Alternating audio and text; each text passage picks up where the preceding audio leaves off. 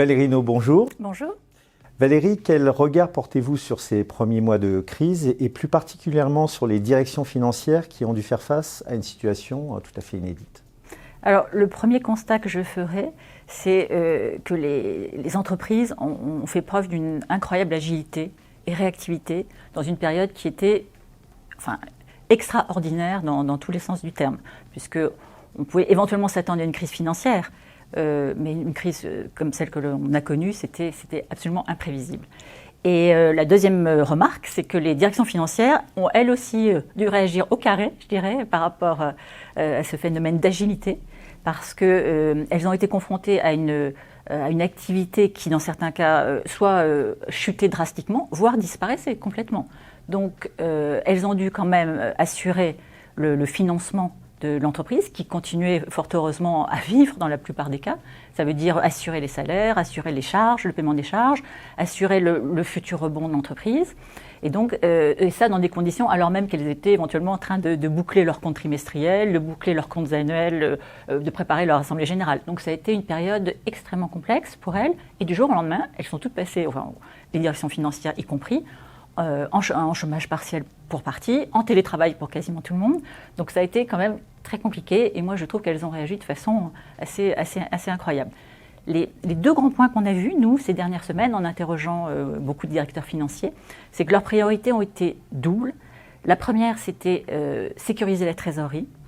Ce qui est intéressant, c'est que par rapport à 2008, quand on l'a connu, il fallait sécuriser les financements. Là, c'était moins la problématique parce que les banques n'allaient pas mal, ce n'était pas un problème bancaire. Les marchés ont été un tout petit peu fermés, mais se sont réouverts très vite. Donc, les financements, en théorie, étaient assurés. Et puis surtout, en fait, ils étaient assurés parce que la Banque centrale d'un côté et l'État, à travers les PGE, les prêts garantis par l'État, ont tout de suite fluidifié en fait, les flux financiers. Donc, côté financement, c'était moins le problème pour la plupart des entreprises, pour celles qui allaient pas trop mal, que de sécuriser la trésorerie, d'avoir les moyens. En fait, c'était le cash. Une différence importante avec la crise de 2007-2008. Absolument. Où là, il n'y avait plus de financement. Tout était fermé, il n'y avait plus rien. Là, il y avait des financements, mais il fallait garantir son cash. Et voilà, ça c'était le premier point qui était vraiment fondamental et que tout le monde nous citait immédiatement. Et le deuxième point, c'était avoir des outils technologiques suffisants pour faire en sorte que les entreprises puissent travailler, notamment télétravail, donc à distance, qui était quand même le cas de quasiment personne. Et là, ça a été vraiment très important, de disposer d'outils qui soient susceptibles de permettre cette remontée des informations et la fluidité des transactions, en fait. Et la crise sanitaire du Covid-19 a généré une profonde crise économique.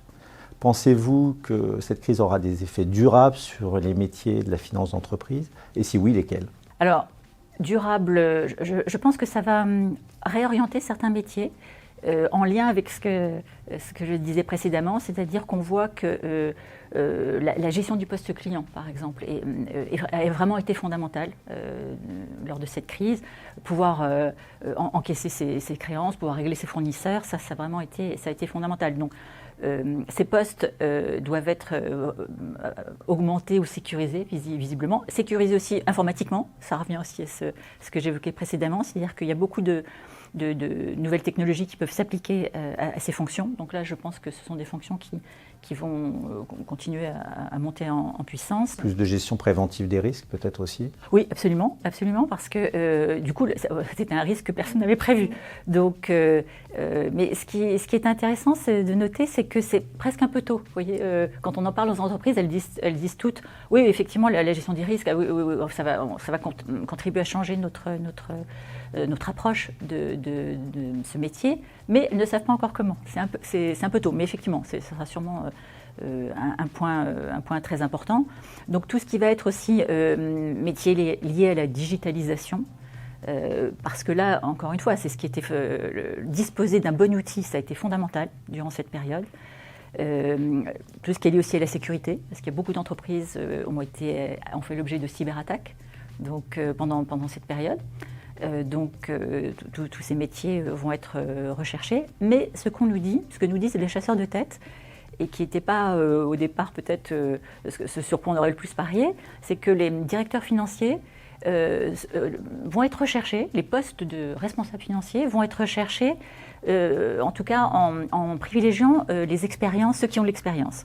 Il va être important pour un directeur financier de savoir réagir du jour au lendemain en période de crise, d'avoir un bon réseau bancaire que vous pouvez appeler quand ça va mal et pour dire bon, vous nous faites confiance, aidez-nous. Et ça, c'est primordial. Alors que les chasseurs de tête nous disaient que jusqu'à présent, jusqu'à ces derniers mois, on recherchait beaucoup de profils un peu geeks, un peu techniques, des gens qui ont une capacité, une bonne connaissance des outils justement digitaux prévisionnels, la gestion des datas, vous voyez, ça c'était important.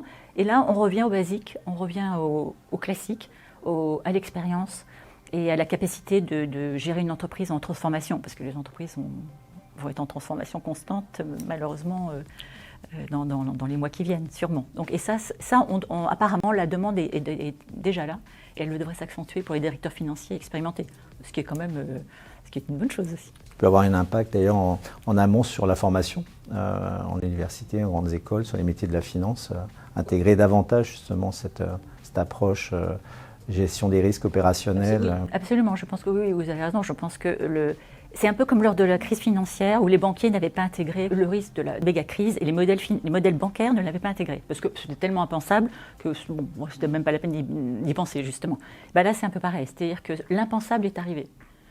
Enfin, encore une fois, on s'attendait à une crise financière, une crise économique, mais une crise sanitaire, personne n'y avait pensé. Et donc effectivement, je pense que ça participe aussi à l'élargissement de la palette d'intervention du directeur financier, quand même, qui doit connaître énormément de domaines, parce qu'il va être amené à réagir au sein de la direction générale à des éléments qui maintenant sont totalement imprévus. Et ça, il faut apprendre à gérer ça, en fait. Sur tous ces sujets d'actualité, quels sont ceux retenus par la rédaction d'Option Finance pour les prochaines semaines ? Alors, on peut dire que pour les journalistes, une crise, c'est je mets de gros guillemets, hein, une bonne période parce qu'il y a beaucoup de sujets. Et en plus, les gens aiment en parler, les gens aiment partager. Dans la presse professionnelle, on a la chance d'avoir souvent des professionnels justement qui aiment partager leurs problèmes, leurs inquiétudes, mais aussi leurs solutions. Donc c'est très intéressant pour les journalistes. Les sujets, effectivement, sont ceux que j'évoquais précédemment, notamment la digitalisation croissante quand même des directions financières, qui va être un enjeu dans les mois qui viennent. Le développement des relations avec les fintech, à ce titre, ce qui va être aussi intéressant à suivre, parce que toutes ces petites startups ont su convaincre un certain nombre d'entreprises de ces dernières semaines qui ont trouvé des services qu'elles ne trouvaient pas auprès de leurs prestataires bancaires. Donc ça va être intéressant de voir comment l'écosystème entreprise classique et start-up va peut-être converger dans bien des domaines. Tout ce qui est politique monétaire, évidemment, et politique de relance. Disons, les grands sujets macroéconomiques vont être fondamentaux parce que ça va conditionner la microéconomie, bien évidemment.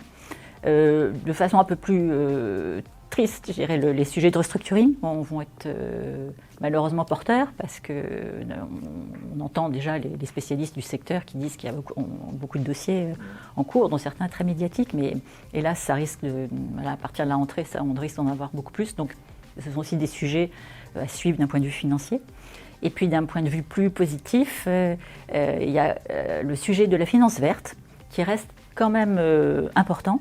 Alors je dis quand même, non pas que ce ne soit pas important que tel, mais parce que compte tenu de la crise actuelle, on pourrait se dire que c'est un sujet qui peut être marginalisé. Et je pense que ça ne le sera pas par les entreprises, parce que d'abord les entreprises cotées, ils sont incités par leurs actionnaires, qui sont maintenant très très demandeurs.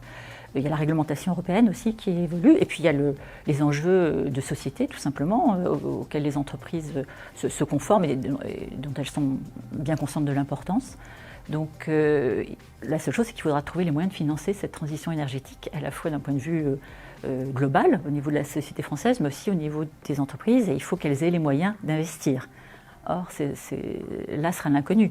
Mais en tout cas, je pense que ce sera une de leurs préoccupations importantes dans les mois qui viennent. Merci Valérie Hinault pour cet échange. Merci à vous.